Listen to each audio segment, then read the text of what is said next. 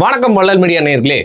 ஒரு வாரத்துக்கு முன்னாடி பார்த்தீங்கன்னா பெங்களூரில் ஆலங்கட்டி மழை பெஞ்சது. ஆலங்கட்டி மழை தானே இதில் என்ன இருக்குது அப்படிங்கிற மாதிரி கடந்து போகலான்னு பார்த்தா இதற்கும் பில்கேட்ஸ்க்கும் சம்மதம் இருக்கலாம் அப்படிங்கிற மாதிரி ஒரு பெரிய பரபரப்பான ஒரு கான்ஸ்பிரசி தியரின்னு சொல்கிறதா இல்லை நம்பிக்கைன்னு சொல்கிறதா செய்திகள் பல உலா வந்துட்டு இருந்துச்சு. நம்ம ஊரில் ஆலங்கட்டி மழை அப்படிங்கிறது ரொம்ப ரேரான விஷயம். பட் பெங்களூரில் அப்பப்போ பெய்யுமே, இது இயற்கையா இல்லை செயற்கையாக உருவாக்கப்பட்டதா அப்படிங்கிற மாதிரி பார்த்தீங்கன்னா இதற்கு பின்னர் இருக்கலாம் அப்படின்னு நம்பப்படக்கூடிய அரசியல் குறித்து பாரிவர்கிட்ட நிறைய விஷயம் கேட்டு தெரிஞ்சுக்கலாம். வணக்கம் பாரி. வணக்கம். என்னங்க ஐஸ் கட்டி மலைக்கெல்லாம் பேச ஆரம்பிச்சிட்டோம் நம்ம? இல்லை, அது உலக அளவுலேயே ஒரு பேச்சு பொருளாக மாறி இருக்கு. நம்மளே கமெண்ட்ஸில் நிறைய பேர் அதை பற்றி பேசுங்கன்னு சொன்னாங்க. அது மட்டும் இல்லாமல் எப்பவுமே ஆலங்கட்டி மலை அப்படிங்கிறது இவ்வளோ பெரிய சைஸில் பேஞ்சிருக்காது. பெய்யும் முன்னாடிலாம் அப்படிலாம் என்ன பார்த்தீங்கன்னா சின்ன சின்ன கட்டியாக இருக்கும், ஒரு சின்ன துகள் மாதிரி தான் அது விழுகும், நீங்கள் பார்த்துருப்பீங்க. ஆனால் இந்த டைம் பேசுனது விழுந்தது பார்த்தீங்கன்னா நல்லா சைஸு, கோழிக்குண்டு சைஸில் நல்லா பெரிய பெரிய கட்டி. அது கார்லாம் வெளியில் நிப்பாட்டியிருந்த காரில் எல்லாம் கூட கண்ணாடிலாம் கூட பிரேக் ஆகிருக்கு. சில இடங்களில் பார்த்தீங்கன்னா செடிகள்லாம் உடஞ்சிருக்கு. அது இப்போ வாழை எல்லாம் போட்டிருந்தாங்கன்னா அதெல்லாம் ஃபுல்லாக சேதமாயிருக்கு, பயிர்கள்லாம் நாசமாயிருக்கு. அது போக அன்னைக்கு பெங்களூரில் அன்னைக்கு அந்த ஆலங்கட்டி மழை பேஞ்சு முடிச்சதுக்கப்புறம் அந்த பெங்களூரை பார்க்கறதுக்கு ஏதோ ஒரு இந்த சிம்லா அங்கெல்லாம் அந்த பனி பெஞ்சா ஒரு ஒயிட்டிஷா இருக்கும்ல, அந்த மாதிரி பெங்களூர் முழுக்க அங்கங்கே அந்த மழை பெஞ்ச இடங்கள் எல்லாமே வெள்ளையா இருந்துச்சு. சில பார்க்குகள் எல்லாம் வெள்ளையா இருந்தனால மக்கள் போயிட்டு அங்கே அந்த வெளிநாடுகளில் விளையாடுற மாதிரி விளையாண்டுட்டு இருந்ததையும் பார்க்க முடியும். அப்போ அது ஒரு பேச்சு பொருளாக மாறுச்சு. ரெண்டாவது பார்த்தீங்கன்னா எப்பவுமே ஆலங்கட்டி மழை பெஞ்சதுன்னா அது விழுந்து ஒரு மிஞ்சி போனால் ஒரு கொஞ்ச நேரம்னா ஒரு 1/4 மணி நேரத்துக்குள்ளேயே அந்த தண்ணி கரைஞ்சிரும். ஆனால் இது பார்த்தீங்கன்னா அடுத்த நாள் காலையில் வரைக்குமே அப்படியே ஐஸ் கட்டியாக இருந்ததை விவசாயிகள்லாம் கூட எடுத்து காட்டின காட்சிகள் பார்த்துருப்போங்க. அவங்க என்ன சொன்னாங்க, என்னங்க இது கரையவே மாட்டேங்குது, கிட்டத்தட்ட இவ்வளோ மணி நேரம் ஆச்சு, காலையில் சூரியன் வெளிச்சமே வந்துருச்சு, ஐஸ் கட்டி சாதாரணமாக நைட்டு நீங்கள் எடுத்து தெளிய வச்சிங்கன்னா கூட உடனே ஐஸ் கட்டி கரைஞ்சிடணும். ஆனால் இது அவ்வளோ சீக்கிரம் கரையலை. அடுத்த நாள் காலையில் கிட்டத்தட்ட ஒரு 11 மணி 12 மணி வரைக்குமே அது கரையாமல் இருந்ததை ஊடகங்கள்லாம் எடுத்து காமிச்சிக்கிட்டு இருந்தாங்க, கையிலெல்லாம் எடுத்து காமிச்சாங்க. அப்போ எல்லாருக்குமே ஒரு வினோதமாக இருக்கே. ஒன்று ஆலங்கட்டி மலை இந்த மாதிரி வெப்ப பகுதிகளில் அதிகமாக பெய்யறதுக்கான வாய்ப்புகள் கொஞ்சம் கம்மி தான். அதுக்கு அடுத்து அப்படியே பேஞ்சாலும் அதோட சைஸ் இந்த அளவுக்கு பெருசாக நம்மளும் பார்த்ததில்ல. அதுக்கு அடுத்து பார்த்தீங்கன்னா அப்படி பெய்கிற அந்த பனிக்கட்டியும் கொஞ்சம் வியர்டாக இருக்குது, அது உருகாமல் இருக்குது. இன்னொரு சில இடங்களில் நமக்கு நண்பர்களே அழைச்சி சொன்னது என்னன்னா, அந்த ஆலங்கட்டி மலையை மோந்து பார்த்தா அது இந்த ஒரு மாதிரி ஆயில் ஸ்மெல் அடிக்குது, ஒரு எண்ணெய் ஓட அந்த வாடை அடிக்குது, தன்மை இருக்கு அடிக்குது அப்படின்னு சொன்னாங்க. அது ஒரு சுத்தமான தண்ணி மாதிரி இல்லை அப்படிங்கிறதும் சொன்னாங்க. ஸோ இதெல்லாம் தான் இது ஒரு பெரிய பேச்சு பொருளாகவும் விவாத பொருளாகவும் மாறினதுக்கான காரணம். இதில் எப்போ போல் எந்த உலகத்தில் என்ன கொடுமை நடந்தாலும் என்ன தப்பு நடந்தாலும் அதுக்கு பின்னாடி ஒருத்தர் இருப்பாங்கிற மாதிரி பில்கேட்ஸ் ஒவ்வொரு முறையும் மாட்டிக்கிறாப்புல. இப்போ பில்கேட்ஸுக்கும் இதுக்கும் சம்மந்தம் இல்லையா, இங்கே பேஞ்ச மழை உண்மையாகவே பிரச்சனைக்குரிய மழையா அப்படிங்கிறத நம்ம கொஞ்சம் விளக்கமாக பார்த்துருவோம். சரி, ஓகே. ஸோ ஃபஸ்ட்டு பில்கேட்ஸ் நல்லவனா அப்படின்னா சத்தியமாக கிடையாது. அவன் ஒரு கேடுகட்ட ஒரு நபர் தான். பணம் இருக்கு, என்ன வேணாலும் பண்ணலாங்கிறதுக்காக தொடர்ச்சியாக சில இந்த வேலைகளை எச்சத்தனத்தை பண்ணி கொண்டு தான் பெலிண்டாவே பல வாட்டி சொல்லியிருக்கு. ஆமாம், பல வாட்டிலாம் ஒரு வாட்டி தான் சொன்னாங்க. இதுதான் அப்போ என்னன்னா ஆட்டோமேட்டிக்காக அந்த ஆள் அப்புறம் உங்களுக்கே தெரியும், எப்ஸ்டீன் ஃபைல்ஸ் அந்த ஃபைல் இந்த ஃபைல் எல்லாம் மாட்டிக்கிட்டு இருக்கிற ஒரு நபர் தான் இந்த நபர். மாநாட்டிலேருந்து ஒதுக்கி வச்சுட்டாங்க. ஆமாம், தொடர்ச்சியாக விவசாயத்தில் இன்வெஸ்ட்மெண்ட் பண்ணுற ஒரு நபராக இருக்கிறார். எதுக்கு அப்படின்னு பார்த்தீங்கன்னா, நாளைக்கு உலகத்தில் பெரும் பஞ்சம் வரலைனாலும் நானே அதை உருவாக்குவேன் அப்படிங்கிற ஒரு மைண்ட் செட்டு தான் அந்த நபருடையது. பேண்டமிக்கு பின்னாடி ஒரு இருக்கலாம் குற்றச்சாட்டு. பேண்டமிக்கு அதுக்கு இப்போ வேக்சினேஷன் கொடுக்குறது, பாப்புலேஷன் கண்ட்ரோலுக்கு வேக்சின் கண்டுபிடிக்கணுங்கிறது, கொசுவோட பெருக்கத்தை குறைக்கிறதுக்கு ஜெனட்டிக்கலி மாடிஃபைட் கொசுவை நான் கொடுக்குறேங்கிறது, வேக்சினை எல்லாருக்கும் போட்டுக்க மாட்டேன் இது பண்ணுறாங்கிறாங்க. அவங்க அதனால மாடிஃபைடு கொசு மூலயமாவே வேக்சின் எல்லாரும் உடம்புக்கும் செலுத்துறது. AI doctor. ஆமாம், ஏஐ டாக்டரு. அதுக்கு அவன் பண்ண கூத்து இப்போ நிறையா. அது ஒரு சின்ன எக்ஸாம்பிள் சொல்லணும்னா, இவன் எத்தகைய நபர் அப்படின்னா, மைக்ரோசாஃப்ட் விண்டோஸுங்கிறத ஓப்பன் பண்ணும் பொழுது அந்த விண்டோஸை நம்ம காசு கொடுத்து வாங்குறோம். ஆமாம், இப்போ காசு கொடுத்து வாங்குற நமக்கு கூடவே வைரஸையும் இவங்களே கண்டுபிடிச்சி கொடுக்குறானுங்க. அப்படின்னா கேட்டால் எதுக்கு அப்படின்னா, அப்போ தான் ஆன்டிவைரஸ் ப்ரோக்ராமும் அவங்க வாங்குவாங்க. தலைவர் இதே புத்தி தான் அவன் நம்ம மேலேயும் காட்டியிருக்கான். அதே தான், அந்த புத்தியை ஃபஸ்ட்டு அவர் இதில் தான் காட்டுறாப்புல. அது அவங்களோட ப்ரொபகண்டாவில் இருந்திருக்கு. அதை அதுக்கு தான், அதனால தான் வைரஸ்னு அதுக்கு பேர், ஆன்டி வைரஸ்ன்னு பேர். நல்ல வேலை ஆன்டி வேக்சின்னு பேர் இல்லை, வேக்சின்னு பேர் வைக்கல, வேக்சின்னு பேர் வச்சு டேரெக்டாக மாட்டியிருப்பாங்க. ஸோ இவ்வளோதான் விஷயம். ஸோ இந்த மாதிரியான ஒரு தரங்கட்ட நபராகத்தான் இருக்கிறார். பணத்துக்காக எதையும் செய்வார், அதிகாரத்துக்காக எதையும் செய்வாருங்கிறது டீப் ஸ்டேட்டுடைய ஒரு மிக முக்கியமான ஒரு உளவாளி கையாள், இதுதான் நம்ம சொல்கிறோம். ரெண்டாவது, இந்த மைக்ரோசாஃப்ட் கண்டுபிடிச்சிருக்காரு ஒரு பெரிய ஒரு இன்டெலிஜென்ட் அப்படிங்கிறது எல்லாமே உருட்டுகள் தான். ஏன்னா இந்த மைக்ரோசாஃப்டாக இருக்கட்டும், இந்த ஆப்பிளாக இருக்கட்டும், இதுக்கு பின்னாடி இருக்கிற டெக்னாலஜிலாம் அமெரிக்க அரசாங்கத்துடைய டெக்னாலஜிஸ் தான். அதை இந்த மாதிரி கார்பரேட் கம்பெனிகள் மாதிரி ஒரு சோடிப்பு காமிச்சு வெளியில் விற்பாங்க. அதனால தான் பார்த்தீங்கன்னா பல பேர் காலேஜ் ட்ராப் அவுட், ஃபேஸ்புக் ஆரம்பிச்சானா காலேஜ் ட்ராப் அவுட், காலேஜ் விட்டு வெளியில் வந்தால் நம்ம என்ன ஆகும், நாசமாக போவோம். அவ்வளோதான் விஷயம். மித்தபடி வந்து இப்படிலாம் ஒரு பெரிய இடத்துக்குலாம் போயிடுவோங்கிறதுலாம் இதெல்லாம் உருட்டு. மெயின் என்னன்னா இவங்க எல்லாருமே வந்து பார்த்தீங்கன்னா அமெரிக்கான்னு சொல்ல முடியாது, அந்த டீப் ஸ்டேட்டுடைய முகமா இவங்க வேற டெக்னாலஜி, வேறவங்க கண்டுபிடிக்கிற டெக்னாலஜி எல்லாத்தையுமே இவங்களை வச்சு அவங்க வந்து ஸ்டிக்கர் ஒட்டி நம்ம கிட்ட திணிச்சுக்கிட்டு இருக்காங்க. இதுதான் அந்த லாபி. இதெல்லாம் நம்ம பேசியிருக்கோம். இத்தகைய பில்கேட்ஸுக்கும் இந்த ஆலங்கட்டி மலைக்கு என்னங்க பிரச்சனை அப்படின்னா, கொஞ்ச காலத்துக்கு முன்னாடி பில்கேட்ஸ் வந்து ஒரு உயரிய சிந்தனையை வந்து உலகத்துக்கு வெளிப்படுத்தினார். அவர் பல உயரிய சிந்தனைகளை இந்த மாதிரி வந்து ஆப்படிக்கிற மாதிரி பாப்புலேஷன் கண்ட்ரோல் பண்ணணும், ஜெனட்டிக்கலி மாடிஃபைட் ஃபுட்டை கொடுக்கணும், மக்களுக்கு வந்து விட்டமின் டெஃபிஷியன்சி இருக்குன்னா நல்ல ஆரோக்கியமான சாப்பாடு கொடுக்கணும், இல்லை அவங்களுக்கு சாப்பிட்ற ஒரு பொருள்லேருந்து விட்டமின் கிடைக்கிற மாதிரி மரபணு மாற்றி நம்ம வந்து அரிசி கொடுக்கணும், கோல்டன் ரைஸ்னு ஒன்று கொடுக்கணும். இந்த மாதிரி அவன் பண்ண கூத்து கொஞ்சம் நஞ்சம் கிடையாது, அவ்வளோ பண்ணி வச்சிருக்கான். அப்போ அது மாதிரி இன்னொரு கூத்து செய்யறதுக்கு என்ன பண்ணியிருக்கான், எல்லாரும் வந்து உலகம் வந்து வெப்பமயமாகுது. இது ஆக்சுவலாக உண்மையான கான்செப்ட் தாங்க, நிறைய பேருக்கு அது புரியல, அதையும் நம்ம வந்து சொல்லணும். இன்னொன்று, தமிழர்கள் தயவு செஞ்சு இயற்கை சார்ந்த புரிதலை கொஞ்சம் கொஞ்சமாக வளர்த்து கொள்ளணும். அது வளர்த்துக்காமல் இருக்கிறது நமக்கு ஒரு பெரிய பின்னடைவாகவும் இருக்கணும். இயற்கை சார்ந்த அறிவியல் சார்ந்த பார்வையும் தெளிவும் வந்து தமிழர்கள் அரசியல்லையும் பயன்படுத்துறதுக்கு அது மிக முக்கியம். அப்படி பார்க்கும்போது குளோபல் வார்மிங்கிற கான்செப்ட் வந்து உண்மையிலேயே உண்மைதான், அது இல்லைன்னு சொல்ல முடியாது. அது இயற்கையாகவே இருக்கக்கூடிய ஒரு ஃபினாமினன். அது எப்படி நம்ம பார்த்துக்கிட்டீங்க அப்படின்னா, இப்போ உங்களுக்கு டைனோசர்கள் வாழ்ந்த காலகட்டத்திலேருந்தே இந்த குளோபல் வார்மிங் ஃபினாமினன் அடிப்படையில் தான் நம்ம உயிர்கள் எல்லாமே உருவாயிருக்கு. ஆரம்ப காலகட்டத்தில் வந்து பார்த்தீங்கன்னா ஐஸ் பேசிக்காக நீங்கள் புரிஞ்சுக்க வேண்டியதுன்னா, உலகம் என்பது ஒரு கல் அல்ல, அது ஒரு தீப்பிழம்பு. நட்சத்திர வெடிப்புல ஒரு தீப்பிழம்பா கொலன்னு வர ஒரு பொருள் தான். அதுல எல்லா மினரல்ஸ் எல்லாமே இருக்கு. அதெல்லாம் அந்த தீப்பிழம்பா சுத்துது. இந்த கிராவிட்டிங்கிற இந்த ஃபினாமினன்ல என்ன ஆகுதுன்னு பாத்தீங்கன்னா, சூரியனுடைய ஈர்ப்பு விசையின் காரணமாக இந்த வெவ்வேறு நட்சத்திரங்கள்ல இருந்து உடைஞ்சு வர இந்த ஒரு வேஸ்ட்னு சொல்ல முடியாது, அது அந்த துகள்கள், அந்த துகள்கள் எல்லாம் ஒன்னா சேர்ந்து ஒரு வெப்பத்துல அப்படியே சுத்தும் போது ஒரு தீப்பிழம்பா சுத்துது. இந்த தீப்பிழம்பா சுத்திக்கிட்டே இருக்கும்போது என்ன ஆகுதுன்னு பாத்தீங்கன்னா, அதோட அவுட்டர் கிரஸ்ட் வந்து எப்பவுமே தீனா உள்ள நெருப்பு இருக்கும், அந்த குழம்பு இருக்கும் உள்ள, வெளியில வந்து பேசிக்கா நான் சொல்றேன் பாருங்க. இப்போ நீங்க வந்து ஒரு போண்டா போடுறீங்க, இப்போ கொலன்னு இருக்குன்னா அந்த போண்டா போடும்போது வெளியில வந்து அது ட்ரை ஆயிருதுல, அதே மாதிரி உள்ள ஹீட்டு வந்து அப்படியே ப்ரிசர்வ் ஆகும்.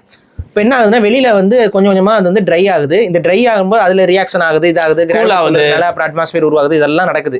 ஒன்ஸ் அட்மாஸ்பியர் உருவானதுக்கப்புறம் அதுலேருந்து ரெயின் மழை இதெல்லாம் பெஞ்சு பாறைகள் உடஞ்சி மண்ணாகுது.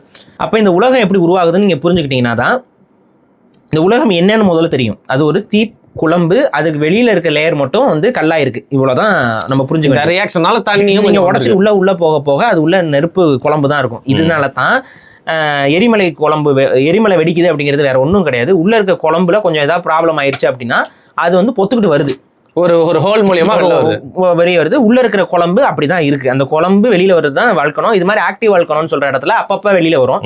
இன்ஆக்டிவ் வல்கனம்ல ஏதோ ஒரு காலத்துல அப்படி வெளியில வந்து இருக்கும், சொல்ல முடியாது, திரும்பவும் கூட அதுல வரலாம். இதுதான் இயற்கையை புரிஞ்சுக்க வேண்டியது.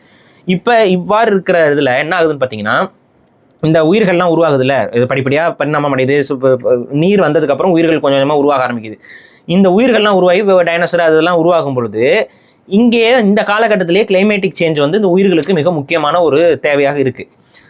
பேசிக்காக என்னென்னா, எப்போல்லாம் வந்து இந்த வால்கானிக் எரப்ஷன்ஸ் வந்து உலகத்தில் ஏதோ ஒரு விபத்தாகி வால்கனம் வந்து உடஞ்சி பெருசாக எல்லா பெரிய புகைகள் வந்து வெளியில் போச்சுன்னா ஆட்டோமேட்டிக்காக என்ன ஆகும், அட்மாஸ்பியரில் வந்து கார்பன் டை ஆக்சைடு வந்து போயிடும்.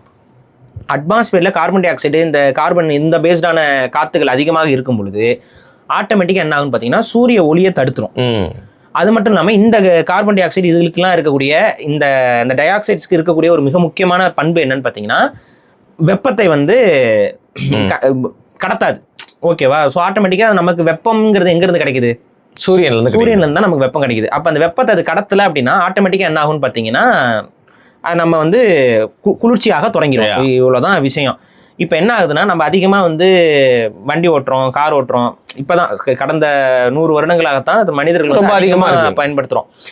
அது போக அந்த நியூக்ளியர் வேஸ்ட், அதுலேருந்து வர புகைகள், இந்த மாதிரி ஆக்சிடென்ட் ஆகும்போது, இப்போ ஈரான் வாரில் வந்து குண்டை தூக்கி போட்டு அதுலேருந்து போகிற புகை, இந்த மாதிரி புகைகள் அதிகமாக போகும்போது என்ன ஆகும்னு பார்த்தீங்கன்னா, அதோடைய அந்த உலகத்துக்கு மேல ஒவ்வொரு லேயர்ஸ் இருக்குல்ல, அதுல வந்து ஸ்ட்ராட்டோஸ்பியர்னு சொல்லுவாங்க. அந்த இடத்துல வந்து இந்த புகைகள் போயிருச்சு அப்படின்னா ஆட்டோமேட்டிக்கா என்ன ஆகும்னு பாத்தீங்கன்னா ஒரு குளிர்ச்சி தன்மையை வந்து உலகத்துக்குள்ள கொண்டு வந்துரும். ஏன்னா சூரிய ஒளியை வந்து கடத்த விடாது. இதுதான் இயற்கை. இந்த இயற்கையின் அடிப்படையில் என்ன நடந்துச்சுன்னு பாத்தீங்கன்னா இந்த உலகத்தோட பரிணாமத்துல டைனோசர்கள் வாழ்ந்த காலகட்டத்துல எல்லாம் உலகம் வந்து கொஞ்சம் வெப்பமா இருந்துச்சு. ஆனா அந்த எரிக்கல் வந்து மெக்சிகோல விழுந்துச்சுல, அது விழுந்ததுக்கு அப்புறம் இந்த டைனோசர்லாம் அழிஞ்சதுக்கு அப்புறம் உலகத்துல இதே மாதிரி பல எரிமலை குழம்புகள்லாம் உடஞ்சு புகை மூட்டமாகி இது என்ன ஆயிடுச்சுன்னு பாத்தீங்கன்னா உலகத்தை பல வருடங்களுக்கு, இப்போ சில 1000 வருடங்களுக்கே வந்து பாத்தீங்கன்னா உலகம் வந்து இருண்டு போயிடுச்சு. அப்போ வந்து முழுக்க முழுக்க பனிமூட்டம் ஆயிடுச்சு உலகம் முழுக்க. அதுதான் அதெல்லாம் ஐசேஜ்னு சொல்லுவாங்க. இது மாதிரி காலத்துல சுழற்சியில ஐசேஜஸ் வரும் போகும். கடைசியா வந்து ஐசேஜ் 25,000 வருஷமா என்னமோ சொல்லுவாங்க கடைசி ஐசேஜ் எல்லாம் சொல்றது. ஸோ இந்த மாதிரி ஐசேஜ் இருக்கும்போது உலகத்துல பெரும்பான்மையான பகுதிகள் வந்து பனியால் மூடிடும். ஸோ இது வந்து இந்த குளோபல் வார்மிங் அப்படிங்கிற பினாமினான் வந்து உண்மை, இது பொய் அல்ல. இப்ப மனிதர்களுடைய பயன்பாட்டுல குளோபல் வார்மிங் வந்து உண்மையாவே பாதிக்குமானா கண்டிப்பா பாதிக்கும். ஆனா நீங்க வந்து உலகத்துல ஒரு பெரிய அழிவு வந்துன்னா டக்குன்னு நடக்கிற மாதிரி இது நடக்காது. பட் ஆனா கிராஜுவலா நம்மளுடைய பயன்பாட்டுல இன்க்ரீஸ் ஆக கொஞ்சம் கொஞ்சமா பனிக்கட்டிகள் உருகிற ஆர்டிக் வந்து குறைஞ்சிட்டே போகும். ஆர்டிக்கோடைய பகுதி வந்து பனிமலைகள் வந்து உருக ஆரம்பிக்கும். அண்டார்டிகா உருக ஆரம்பிக்கும். அப்ப கொஞ்சம் கடல் மட்டம் கொஞ்சம் உள்நோக்கி வரும். இதெல்லாம் நீங்க ஆய்வு பண்ணீங்கன்னா உண்மையாகவே குளோபல் வார்மிங் நடந்துகிட்டு இருக்கு. இந்த குளோபல் வார்மிங் நடக்கிறதுல என்ன நமக்கு பிரச்சனைனா பல உயிரினங்கள் வந்து இதால பாதிக்கப்படும். உலகத்துல இருக்க பல உயிரினங்கள் எல்லாமே. அப்ப இது ஒரு பெரிய அளவுல நமக்கும் பாதிப்பாக வருங்கிறனால இதை வந்து எப்படியாவது நிறுத்தணும்னு சொல்லி முடிவெடுத்தா உலக நாடுகள் சில கட்டுப்பாடுகளை, எவ்வளவு எரி எண்ணெய் பயன்படுத்தணும், எவ்வளவு எரி இதெல்லாம் பண்ணணும், இதை பண்ணணும், இதை பண்ணக்கூடாதுன்னு பல இதெல்லாம் கொண்டு வந்தாங்க. இப்ப இந்த குளோபல் வார்மிங், இப்ப பில்கேட்ஸ் வந்து இந்த குளோபல் வார்மிங்க்கு என்ன சொல்யூஷன், குளோபல் வார்மிங் என்ன சொல்யூஷன்னா இயற்கை சார்ந்து போறதுதான சொல்யூஷன். ஆனா இவனுக்கு அது மட்டும் சொல்யூஷன் இல்லை. ஏன்னா மனிதர்கள் இயற்கை சார்ந்து போக மாட்டாங்கிறது இவனோட நம்பிக்கை. அப்ப இவன் என்ன பண்றான், மனிதர்கள் இயற்கை நோக்கி நகர மாட்டாங்க, அப்ப செயற்கையாகவே இந்த குளோபல் வார்மிங்க்கு நம்ம ஒரு சொல்யூஷன் கொடுக்கணும். குளோபல் வார்மிங்னா என்ன, உலகம் வெப்பமாகிறது தானே. அப்போ உலகத்தை நம்ம குளிர்ச்சிப்படுத்தினா என்ன, ரிவர்ஸ் பண்றான். அப்ப அதை குளிர்ச்சி பண்றதுக்கு என்ன பண்ணணும், அதான் இயற்கையிலே இருக்கு. எரிமலையெல்லாம் வெடிச்சு மேலே போச்சுன்னா என்ன ஆகுது, சூரியன் வந்து மறைஞ்சிடும். சூரியன் மறைஞ்சிச்சுன்னா குளிர்ச்சி வந்து உலகத்துக்கு வந்துடும். நம்ம வந்து வெப்பமயமாகதால் இப்படி நம்ம ஃபைட் பண்ணலாம். இது எப்படிங்க ஃபைட் பண்ணலாங்கும் போது அவன் ஒரு டெக்னிக்கை வந்து கண்டுபிடிச்சு சொல்றான். அதுக்கு வந்து ரிசர்ச் பண்ணியிருக்கிறாங்க. அதுக்கு பல பில்லியன் டாலர் ஃபண்டிங்கை வந்து இவன் வந்து ஒதுக்கியிருக்கான். இப்போ இதுல என்ன ஆகுதுன்னு பாத்தீங்கன்னா அதுல தான் வந்துட்டு ஒரு குறிப்பிட்ட ஒரு தத்துவத்தை கண்டுபிடிக்கிறான். அந்த இதுக்கு பேர் என்னன்னா ஸ்ட்ராட்டோஸ்பியரிக் எரிசோல் இன்ஜெக்ஷன் அப்படிங்கிற ஒரு தன்மை. அது என்னன்னா சல்ஃபர் டை ஆக்சைடு இல்லைன்னா கால்சியம் கார்பனேட், இதுல ஏதாவது ஒன்றை வந்து எடுத்து கொண்டு போயிட்டு அந்த ஸ்ட்ராட்டோஸ்பியர் அதுக்கு மேல போயிட்டு தூவி விட்டுறது. அது எப்படி பண்ணுவாங்கன்னா விமானங்கள்ல மாட்டி விட்டு சீடிங் மாதிரியே பண்றாங்க. நீங்க சில நேரங்களில் பார்த்தா விமானத்தோடைய ஜெட் ஃபியூல்னு சொல்லி உருட்டுவானுங்க. நிறைய இடத்துல இதெல்லாம் வந்து கிளைமேட் கண்ட்ரோல் பண்றதுக்கான ஒரு காரணியங்களா இருக்கலாங்கிறது உலக அளவுல நம்பப்பட்டது. காரணம் இந்த லைனா இருக்கும். அது வந்து ரொம்ப அப்நார்மலா, ஃபார் எக்ஸாம்பிள் ஒரு விமானம் பறந்து போனா ஒரு லைன் வரும். சில டைம்ல பாத்தீங்கன்னா அப்நார்மலா கட்டகட்டமா லைன்ஸ் எல்லாம் பாத்துருக்கேன் நானு. சரி, 2 விமானம் பண்ணா எக்ஸ் ஆயிருங்க, ஓகே. பட் சில நேரங்கள் வந்து ரொம்ப அதிகமா வந்து கட்டகட்டமே போடுறாங்க இருக்கும். அப்ப அதெல்லாம் வந்து சம்திங் ஏதோ வந்து இது பண்றாங்கன்னு ஆர்டிபிஷியலா மழை வர வைக்கணும்னாலும் இது இந்த மாதிரியான டெக்னிக்லாம் பண்ணணும். அப்ப இந்த துகள்கள்ல போடும்போது என்ன ஆகுதுன்னு பாத்தீங்கன்னா இவைகள் வந்து அந்த வால்கனோல இருந்து வரக்கூடிய தன்மை மாதிரியான ஒரு தன்மையை உலகத்துக்கு உருவாக்குறதுனால ஆட்டோமேட்டிக்கா சூரிய ஒளிகளை வந்து அது ரிஃப்ளெக்ட் பண்ணி விட்டுரும். ஸோ சூரிய ஒளிகளை ரிஃப்ளெக்ட் பண்ணோடனே ஆட்டோமேட்டிக்காக என்ன ஆகும் பார்த்தீங்கன்னா உலகம் வந்து கொஞ்சம் டிம் ஆகும். டிம் ஆனதுக்கப்புறம் வெப்பம் வந்து குறையும். அதன் மூலமாக உலக வெப்பமயமானதுல ஆகுதலை வந்து நம்ம ரிவர்ஸ் பண்ணலாம் அப்படிங்கிறது இவனுடைய கண்டுபிடிப்பு. ஆனால் இதில் நிறைய கன்சர்ன்ஸ் இருக்குது. இதை வந்து செய்யக்கூடாதுன்னு சிலரும், ஒரு இதில் செஞ்சால் தப்பு கிடையாதுன்னு சிலரும் ட்ரை பண்ணி பார்க்கலாம் சொல்லிட்டு இருக்கிறாங்க. ஆனால் இந்த ரிசர்ச்சை வந்து இவன் ப்ராக்டிஸ் பண்ணுறதுக்கு முறைகேடாக சில முறைகள் இதை பண்ணுறாங்க அப்படிங்கிறது இவங்க மேலே வைக்கக்கூடிய குற்றச்சாட்டு. அதுக்கெல்லாம் ஆதாரம்னா பில்கேட்ஸ் வாயிலேருந்தே வரும். அவெல்லாம் இந்தியாவை வந்து பயிற்சி வெளிப்படையாக சொல்லிடு. இது வந்து பில்கேட்ஸ் வந்து வெளிப்படையாகவே ஒரு பேட்டியில் வந்து சொன்னது. நம்ம ஆராய்ச்சிக்கான ஒரு பயிற்சி கூட இந்தியா வந்து ஒரு நமக்கு புது புது விஷயங்களை வந்து பரிசோதனை பண்றதுக்கான ஒரு லெபார்டரி இந்தியா அப்படின்னு சொல்லி வெளிப்படையாக வந்து பில்கேட்ஸ் வந்து பேசியிருக்காப்ல. இந்தியாவில் அதை ஒன்று பண்ணி காமிச்சிட்டோம்னா இதை வச்சு நம்ம வந்து உலகத்தில் நம்ம அதை இம்ப்ளிமெண்ட் பண்ணிக்கலாம் அப்படிங்கிறது. அதுக்கு தகுந்த மாதிரியே பில்கேட்ஸ் வந்து தடுப்பூசிகள்லாம் கொண்டு வந்து இந்தியாவுக்கு கொண்டு வந்து பழங்குடி மக்களுக்கு போட்டு அந்த பழங்குடி குழந்தைகள் இறந்து அது ஒரு பெரிய கேஸ் ஆச்சு. அது உங்களுக்கு தெரியும், ஆந்திரா இந்த பகுதிகளெல்லாம். ஸோ பேசிக்காக இதுதான் அந்த நபர். இப்போ இவனுடைய இந்த டெக்னிக் மூலயமாக செஞ்சதுனால தான் இங்கே ஆலங்கட்டி மழை வந்து பெஞ்சிருக்கு அப்படிங்கிறது தான் இன்றைக்கி மக்கள் மத்தியில் இருக்கக்கூடிய ஒரு விஷயம். இதை நம்மளால உறுதிப்படுத்த முடியுமா அப்படின்னா உண்மையிலேயே முடியாது. இது ஒரு அரசாங்கமா இருந்தா விசாரணையின் மூலமாக அன்னைக்கு என்னென்ன விமானங்கள் பறந்துச்சு, அந்த விமானங்கள்ல ஏதாவது விமானம் வந்து ஏதாவது ஒரு வினோதமான பொருட்களை ஏற்றிக்கிட்டு போனாங்களா, இதெல்லாத்தையும் வச்சு நம்ம கண்டுபிடிச்சிட முடியும். ஆனா இதுக்கெல்லாம் அரசாங்கம் நேர்மையான அரசாங்கமா இருக்கணும். சேட்டலைட் உதவியோட ஈஸியாக கண்டுபிடிச்சிடலாம். நம்ம வந்து டான்ஸ் ஆடுற அரசாங்கம். ஸோ நம்ம வந்து இதெல்லாம் உறுதிப்படுத்த முடியாது. ஸோ அப்படி ஓரம் வச்சிருவோம். அதனால அது உறுதியாக சொல்ல முடியாது. வித்தவுட் ப்ரூஃப்னு சொன்னோம்னா அது கன்ஸ்பைரசி அப்படின்னு தான் சொல்லுவாங்க. இதுதான் இங்கே நடந்துகிட்டு இருக்கு. சரி, ஆனால் இதை பண்ண முடியுமானா பண்ண முடியும். எப்படிங்க? ஆனால் அது சாத்தியம். பெரிய அட்மாஸ்பியர் எப்படி அது மாதிரி கண்ட்ரோல் பண்ண முடியும்? இல்லை, அதுதாங்க ஒரு 2-3 விமானங்களை நீங்கள் அனுப்புனீங்கன்னாவே அதை பண்ணிட முடியும். இப்போ நீங்கள் செயற்கை மலை இருக்குல்ல, சீடிங், ரெயின் சீடிங் பண்ணுறீங்க, இது எப்படிங்க சாத்தியம் நம்ம பேசினா சரியா இருக்குமா? இல்லை, அது ஒரு கண்ட்ரோல்டு அட்மாஸ்பியர்ல ஒரு சின்ன இடத்துல வந்து பண்றாங்க. இல்லைங்க, தமிழ்நாடு முழுக்க எல்லாமே ரெயின் சீடிங்லாம் ஜெயலலிதா அவங்க பீரியட்ல வந்து ட்ரை பண்ணி பார்த்துருக்காங்க. ஸோ இதெல்லாம் பண்ண முடியும். 2-3 விமானத்தை பறக்க விடுறதான், அவ்வளோதான். 2-3 விமானத்தை பறக்க விட முடியாதா கெமிக்கல்ஸை போட்டு? சரி, எப்படி இதானா ஆலங்கட்டி மலையா மாறுது? இங்கே தான் வந்து நம்ம இந்த ஆலங்கட்டி மலை எப்படி வருது போதுங்கிறதையும் நம்ம ஓரளவுக்கு பேசிக்காக தெரிஞ்சுக்கணும். சரி, ஆலங்கட்டி மலை அப்படிங்கிறது இந்த ஃபினாமினனுக்கும் இதுக்கும் சம்மந்தம் இல்லைங்கிறது தான் நம்ம இங்கே சொல்கிறோம். இப்போ இந்த ஆலங்கட்டி மழை பெஞ்சது இதன் காரணமாக தான் அப்படின்னு நம்ம சொல்ல முடியாது. ஏன்னா இந்த குளோபல் வார்மிங்காக பயன்படுத்துகிற இந்த டெக்னிக்கும் ஆலங்கட்டி மலைக்கு எந்த சம்மந்தமும் இல்லை. ஓகேவா? இப்போ இந்த ஆலங்கட்டி மலை ஆனால் அப்நார்மலாக பெஞ்சிருக்குன்னா அதுக்கான காரணத்தையும் நம்ம சொல்கிறோம். இதில் எண்டில் சொல்கிறேன். அப்போ இந்த ஆலங்கட்டி மலை எப்படி பெய்யும்? இப்போ நார்மலாக மழை பெய்யுறது என்ன வந்து நீங்கள் வந்து நீராவி மேலே போகுது. நீராவி மேலே போகும் பொழுது அது கிளவுடாக மாறுது. கிளவுட் வந்து அதுக்கப்புறம் வந்து குளிர்ச்சியான பகுதிகளுக்கு வரும்போது நீராக மாறி திரும்ப வந்து மழையாக கிராவிட்டியில் உழுது. இவ்வளோதான் வந்து மழை பெய்யறதுக்குன்னு. இப்போ மழை பெய்யுறது நமக்கு தெளிவாக தெரியுது. இப்போ ஆலங்கட்டி மலை ஏன் பெய்யுது?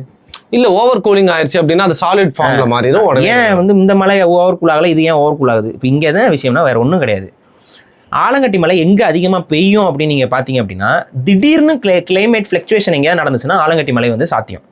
ஃபார் எக்ஸாம்பிள், ஆலங்கட்டி மலை எப்போ உண்மையாக பெய்யும் அப்படின்னா, நேச்சுரல் ஃபினாமினன்லேயே வரேன்னு, ஒரு வெப்பமான காற்று அதிவேகத்தில் மேல் நோக்கி எழும்பணும். ஓகே, ஒரு வெப்ப காற்று வந்து அதிவேகத்தில் மேல் நோக்கி எழும்பும் பொழுது என்ன ஆகும்னு பார்த்தீங்கன்னா, இப்போ நார்மல் இயற்கை மலையில் இந்த பிரச்சனை வந்து இயற்கையாக தான் இருக்கும். ஒரு அதிக வெப்பமான காற்று மேல் நோக்கி வேகமாக எழும்பும்போது மேலே போக போக அந்த வெப்பமான காற்று கூட இருக்கக்கூடிய நீராவிகள் வந்து வேகமாக கண்டென்ஸ் ஆகி அது கூலாகவும் ஆக ஆரம்பிக்கும். ஆப்போசிட் ரியாக்ஷன் ஆகிடும். புரியுதா? அப்படி கூலாக ஆகுது அப்படின்னா அது ஐஸ் துகளாக மாறதுக்கு வாய்ப்பு இருக்கு. இந்த ஐஸ் துகள் ஒன்னோட ஒன்று ஜாயின் ஆகிட்டு அந்த ஐஸ் கட்டியாக மாறி அது ஆலங்கட்டியாக ஒரு லெவலுக்கு மேலே குண்டாயிடுச்சுன்னா அது அப்புறம் கீழே விழுந்துடும் அந்த காத்துனால. அப்போ ஆலங்கட்டி மழை பெய்யணும்னா கண்டிப்பாக புயல் அடிக்கணும் பயங்கரமா. ஒரு புயல் இருந்தா தான் ஆலங்கட்டிக்கு வந்து அந்த ஏன்னா வந்து ஒரு வெப்பமான காத்தை வானத்தை நோக்கி நகர்த்தி மேலே தள்ளணும். அப்பதான் ஆலங்கட்டி மழை பெய்யும். ரெண்டாவது, ஆலங்கட்டி மழை பெய்யணும் அப்படின்னா அந்த மேகம் வந்து நல்ல அடர்த்தியான மேகமா இருக்கணும், பெரிய மேகமா இருக்கணும். ரெண்டாவது, அளவுக்கு அதிகமாக இடி மின்னலோட அந்த மழை பெய்யணும். அப்படிலாம் இந்த சாத்தியக்கூறுகள்லாம் இருந்தா மட்டும்தான் அங்க உள்ள ஐஸ் ஃபார்ம் ஆகும். அதாவது ஒன்றும் இல்லைங்க, இருக்கிற அந்த வாட்டர் மாலிகுல் தான், நீராவி தான். இந்த நீராவி என்னன்னா உள்ளே வேகமா போகணும். அப்படி வேகமா போகும்போது ஜில்லுன்னு ஆகி ஐஸ் கட்டி ஆகி அது ரியாக்ஷன் ஆகி அது ஐஸ் கட்டியா மாறணும்னா அப்புறம் பொதன்னு உழுகிறது. ஸோ இதுதான் ஆலங்கட்டிக்கும் சாமானிய மலைக்கும் இருக்கக்கூடிய வேறுபாடு. இப்போ இந்த இடத்துல இந்த ஆலங்கட்டி மலை வந்து இப்போ நிறைய பேர் சொல்றது என்னன்னா, இது ஏன் வந்து உருகாம இருக்குது, அப்படியே அதுக்கு அடுத்து வந்து பார்த்தீங்கன்னா அது வந்து ஏன் வந்து ஸ்மெல்லு வந்து ஒரு மாதிரி நல்லா இல்லை அப்படிங்கிற. இந்த ஸ்மெல்லு நல்லா இல்லைங்கிறதுக்கு நம்ம ஒரு லாஜிக்கான ரீசன் பார்த்துக்கலாம். ஈரானில் இப்போ சமீபத்தில் நடந்த எரி எண்ணெய் இதெல்லாம் அது போக வந்து ஒரு இடத்துல மட்டும் இது நடக்கல, பல இடங்கள்ல எரி எண்ணெய்களை வந்து உடைச்சிருக்கிறாங்க. அப்போ என்ன ஆகும்னா, இந்த ஸ்மெல்லை தாங்கிய இந்த பொல்யூஷனை தாங்கிய புகை மூட்டம் வந்து கண்டிப்பாக வானத்தை நோக்கி போயிருக்கு. அது எங்கே காற்றடிச்சு எங்கே நகர்த்து கொண்டு வரும்னு சொல்ல முடியாது. ஸோ அங்கே இருந்தும் கூட இந்த மேகங்கள் பிளாக் ரெயினா இங்கே உருவாகி வந்திருக்கலாம். அப்படி வந்த மேகங்கள் மூலியமாக இது ஆலங்கட்டியாகவும் கூட பேஞ்சிருக்கலாம். அந்த மேகங்கள் ஆல்ரெடி வந்து இன்னொன்று என்னன்னா, இப்போ தண்ணி வந்து ஐஸா மாறுறதுக்கு ஒரு டெம்பரேச்சர் இருக்கு. சரி, அதே மாதிரி இந்த மாதிரி இம்பியூரான விஷயங்கள் கலப்படம் இருக்கும்போது அது வேகமாகவும் ஐஸாக மாறும்னு சொல்றாங்க. சரி, ஸோ சீக்கிரமாகவே அது ஐஸாக மாறுறதுக்கு வாய்ப்பு இருக்குது. டஸ்ட் அதிகமாக இருந்துச்சுன்னா சீக்கிரமாகவே அது ஐஸாக மாறுறதுக்கு வாய்ப்பு இருக்குது அப்படிங்கிறாங்க. அப்போ அந்த மாதிரி கூட இது ஏதாவது கெமிக்கல் ரியாக்ஷனில் இது ஆகியிருக்கலாம். அப்போ இது வந்து அந்த போருடைய ஒரு எதிர்வினையாக நம்ம இருக்கலாம். ஆனால் இதுக்கு பில்கேட்ஸ் தான் காரணம் அப்படிங்கிறத நம்ம உறுதிப்படுத்தணும்னா அதுக்கு ப்ராப்பராக இந்தியாவில் என்னென்ன ஃப்ளைட்ஸ்லாம் பறந்துச்சு, அதில் என்னென்ன கார்கோஸ் இதெல்லாம் இருந்தால் தான் நம்ம அதை உறுதிப்படுத்த அவன் மேல பழியை தூக்கி போட முடியும். ஆனா பழி தூக்கி போடுறதுக்கு வசமா இருக்கிற ஒரு ஆளு தான். ஆனா இந்த விஷயத்துல வந்து முழுமையான பழியை அவன் மேல போட முடியுமாங்கிறது நமக்கு தெரியல. இதான் இப்போதைக்கு இருக்கிறது உறுதியா சொல்ல முடியாது இவன் இதுக்கு பின்னாடி இருக்கானான்ட்டு. ஆனா இது வந்து நமக்கு ஈரான்ல நடந்த போருடைய ஒரு சைடு எஃபெக்டா கூட இருக்கிறதுக்கு வாய்ப்பு இருக்கு. இன்னொன்னு, ஏன் இந்த ஆலங்கட்டி பனிகள் வந்து அவ்வளவு சீக்கிரம் உருகலைங்கிற கேள்விக்கு ரொம்ப சிம்பிள். ஐஸ் கட்டி ஏன் வேகமா உருகுறது, ஐஸ்கிரீம் ஏன் வேகமா உருகல, எல்லாம் ஒன்னா கொஞ்சம் சேர்ந்து. அதாவது என்னன்னா, ஐஸ் கட்டி வந்து பியூர் வாட்டர், அதுல இம்பியூரிட்டிஸ் கம்மியா இருக்கு. இதுல அதிகமா இம்பியூரிட்டிஸ் இருக்கு இந்த தண்ணியில. பேசிக்கா என்ன சொல்றேன்னா, இந்த தண்ணியை நீங்க குடிச்சீங்கன்னா உங்களுக்கு உடல் உபாதை அதிகமாயிரும். இது வந்து ஒரு விஷத்தண்ணி. இந்த விஷத்தண்ணி ஏன் வந்திருக்குன்னா, அவ்வளவு பொல்யூஷன் வந்து நம்ம உலகத்துல இருக்கு. அதனால இது என்ன ஆகுதுன்னா, அந்த தண்ணி வெறும் ஒரு ஐஸ் கட்டி வெறும் ஐஸ் கட்டியா மட்டும் இல்ல, மாறாக அது கூட நிறைய இம்பியூரிட்டிஸும் கலந்துருக்கனால இது வந்து ஒரு ஃபோம் மாதிரியான ஒரு ஸ்ட்ரக்சரை ஃபார்ம் பண்ணுது. அதாவது ஒரு ஐஸ்கிரீம் வந்து நுரை ஏன் ரொம்ப நேரத்துக்கு நிக்குது, அது பிரேக் ஆகாம அப்படியே நுரை வந்து ரொம்ப அதிகமா பேசிக்கா ஐஸ்கிரீம்ங்கிறது நுரை தானே, அது ஒரு சின்ன நுரை, உங்களுக்கு அதிகமா கண்ணுல பார்க்க முடியாத ஒரு நுரை தான். அது ஸ்பேஸ் இல்லாத, அதுக்குள்ள ஏர் இருக்கு, நிறைய காத்து இருக்கு, இது இருக்குங்கும் போது அது வந்து அவ்வளவு சீக்கிரம் வந்து உருகாது. அதனாலதான் இது வந்து காலை ஆகிற வரைக்கும் அந்த ஐஸ் கட்டிகள் உருகாதுக்கான காரணம் வந்து இது எல்லா ஆலங்கட்டிக்கும் இது சாத்தியமான இல்ல. பொல்யூஷன் இல்லாத இடத்துல ஒரு ஆலங்கட்டி பெஞ்சுது அப்படின்னா அது வேகமா உருங்கிரும்.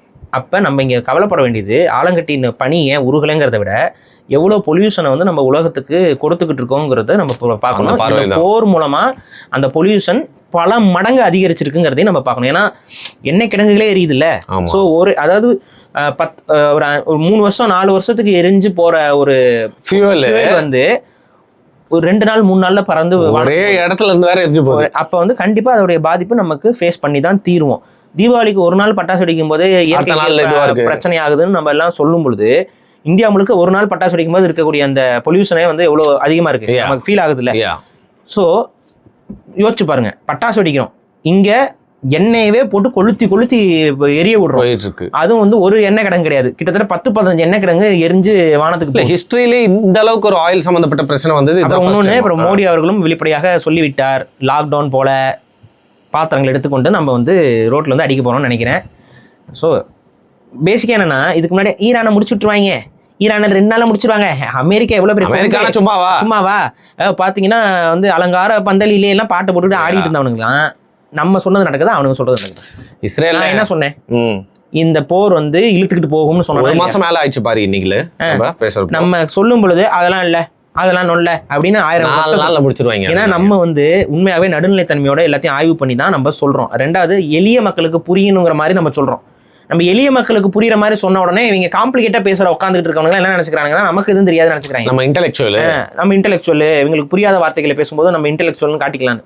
பேசிக்கா நான் சொல்றது, சொன்னது நடந்துச்சா இல்லையா? நீங்க சொல்றது நடக்கல, நாங்க சொல்றது நடக்குது. காரணம் என்ன? ஏன்னா நாங்க ரியாலிட்டியை பேசுறோம், நீங்க வந்து உங்களுக்கான ஃபேவரிசத்தை பேசுறீங்க. எதை நம்பணும்னு அவங்க நினைக்கிறாங்களோ அதை பேசுறாங்க. நீங்க வந்து உங்களுக்கு ஒரு அமெரிக்கா நாடு கிறிஸ்தவ நாடு, இது வந்து முஸ்லீம் நாடு, கிறிஸ்டியானிட்டி பரவாயில்லையா முஸ்லீம் பரவாயில்லையான்னு நீ பார்த்துட்டு உனக்கு வந்து இஸ்ரேல் ஓகேவா படுவோம், உங்களுக்கு வந்து கிறிஸ்டியானிட்டி ஓகேன்னு சொல்லிட்டு நீங்க உங்க சப்போர்ட்டை மாத்தி பண்றீங்க.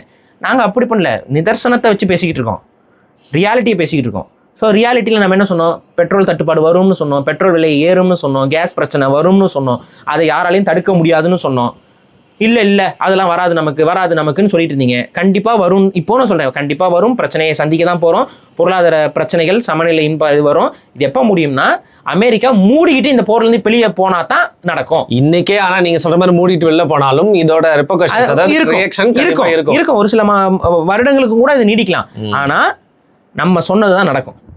நான் இப்போவும் சொல்றேன், அமெரிக்கா இந்த போர்ல எங்களுக்கு நாங்க தலையிட விரும்பலன்னு சொல்லிட்டு பின்வாங்குற வரைக்கும் இது தொடரும். இந்த பேசிக்கா இவ்வளவுதான் விஷயம். இது நடக்குதா இல்லைன்னு பாருங்க, தெரியல. அமெரிக்கா பின் வாங்கும். அப்படியா? வாங்கும். இல்ல எலெக்ஷன் வருது, மேபி அந்த சுயநல காரணத்துக்காக மட்டும் இல்ல, அமெரிக்காவுக்கு பொருளாதார செலவு அதிகரிச்சுக்கிட்டே போகுது இந்த நாள். 2வது குளோபல் ப்ரெஷரும் இன்க்ரீஸ் ஆகிட்டே போகுது. அதுக்கு முக்கிய காரணம் அமெரிக்காங்கிறது. இப்போ எல்லா நாடுகளும் கொஞ்சம் கொஞ்சமாக அடுத்து வந்து அமெரிக்காவுக்கு எதிராக பேச தொடங்குவாங்க. இப்போ இந்தியாவில் மோடி இப்போ நேற்று அனௌன்ஸ் பண்ணுறாரு, வந்து லாக்டவுன் காலகட்டத்தில் இருந்தது போல் அப்படின்னா அவங்க என்ன சொல்ல வராங்கன்னு புரிஞ்சுக்கோங்க. ஸோ இன்னொரு லாக்டவுன் வரப்போகுது, அதுதான் இந்தியா பிளானில் இருக்குது. மேபி இன்னொரு லாக்டவுனு அவங்க பிளான் பண்ணுறாங்க போல். ஏன்னா பெட்ரோல் டீசல் இதெல்லாம் பிரச்சனை ஆகும் அப்படின்னா இன்னொரு லாக்டவுனை கொண்டு வரலான்னு அவங்க ஐடியாவில் இருக்காங்க போல தெரியுது. என்னங்க சொல்கிறீங்க? வேற என்னதுக்கு சொல்லணும்? லாக்டவுனுங்கிற அந்த ஒரு சித்திரவதையை வந்து திரும்ப எதுக்கு பேசணும்? ஸோ பேசிக்கலி இப்போ தட்டுப்பாடு வரப்போகுதுங்கிறத அவங்க நமக்கு ஓகே வேற வழி இல்லாமல் ஒத்துக்கிறாங்க. ஒரு ஹெயில் ஸ்டாம்லேருந்து ஆரம்பிச்சு எவ்வளோ விஷயம் கனெக்ட் பண்ணி எங்கேயோ போகுது பாருங்களா. அதனால தான் சொல்கிறேன், உலகத்தில் எல்லாரும் மூடிக்கிட்டு வாழுவோம்.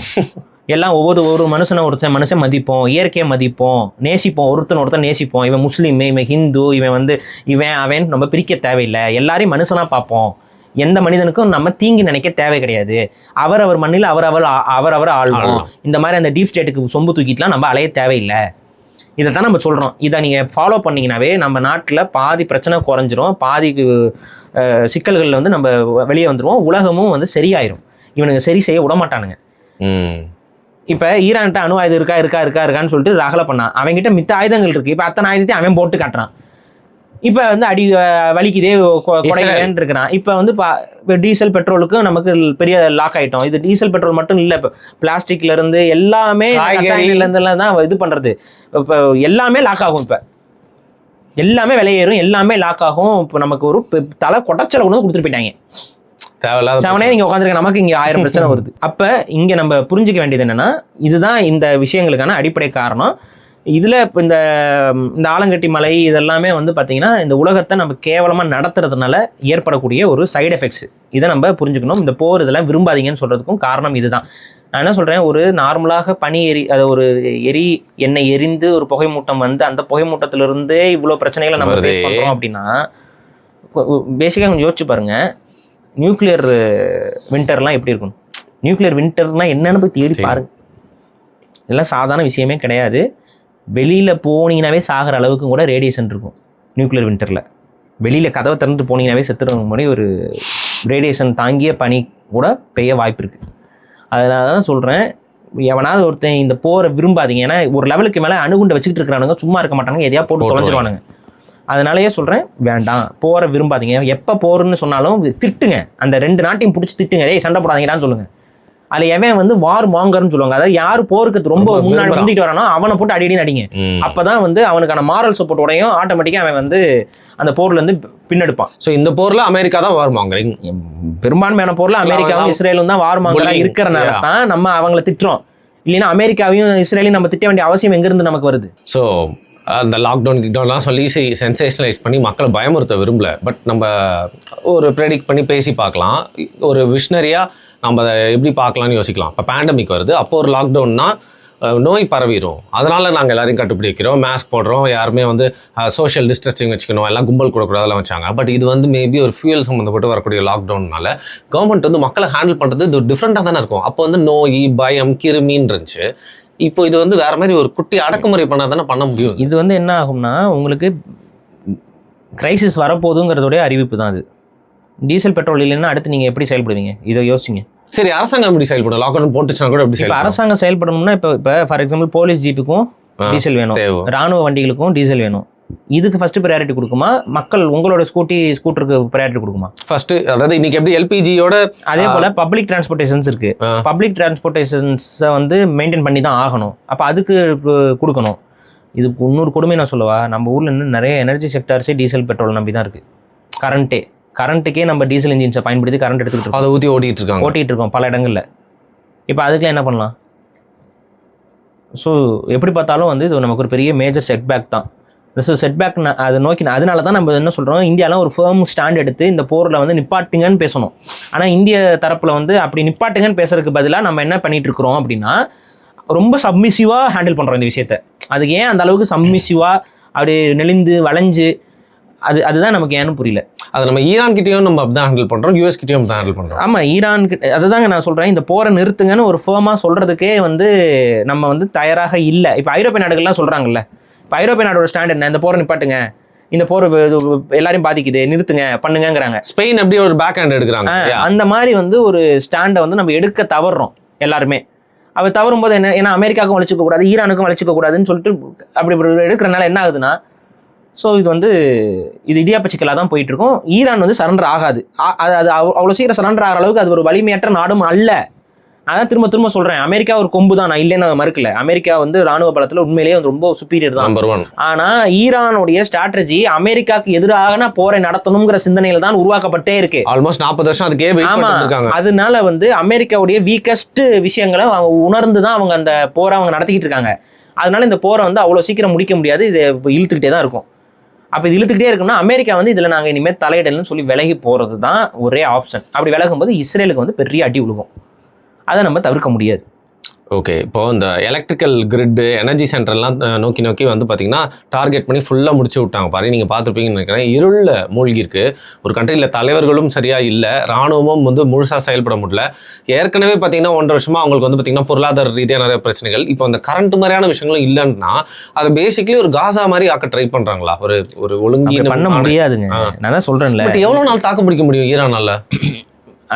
அதாவது ஈரான் வந்து கிட்டத்தட்ட ஒரு 40-50 வருஷமா அமெரிக்காவுடைய பல பொருளாதார தடைகளை தாக்கு பிடிச்சி தான் இவ்வளோ தூரம் வளர்ந்தே இருக்கு, எதிர்கொண்டு இருக்காங்க. அதனால அவனை அவ்வளோ சீக்கிரம் இப்போதைக்கு நசுக்க முடியாது. நான் தான் திரும்ப சொல்கிறது அதுதான். இப்போ அதாவது ஈரான் மக்களுக்கு அச்சத்தை எப்படியாவது அமெரிக்கா உருவாக்கணும்னு பார்க்குது. ஏன்னா ஈரானால உங்களை பாதுகாக்க முடியாது, நாசமாக போயிருவீங்க அப்படிங்கும்போது அந்த ரெஜிமுக்கு எதிரான போராட்டம் உள்ள வரும்னு நினைக்கிறாங்க. உள்ள இருந்தே சரண்டர் ஆயிடலாம், எதுக்கு தேவையில்லாம அந்த ஒரு இது வரும்னு நினைக்கிறாங்க. ஆனால் இப்போ வரைக்கும் வந்து ஈரானிய மக்கள்கிட்ட நிறைய பேர் வீடியோஸ் எடுக்கிறது போகிறதெல்லாம் பார்க்கும்போது அவங்களாம் ரொம்ப ஸ்ட்ராங்காக இருக்காங்க.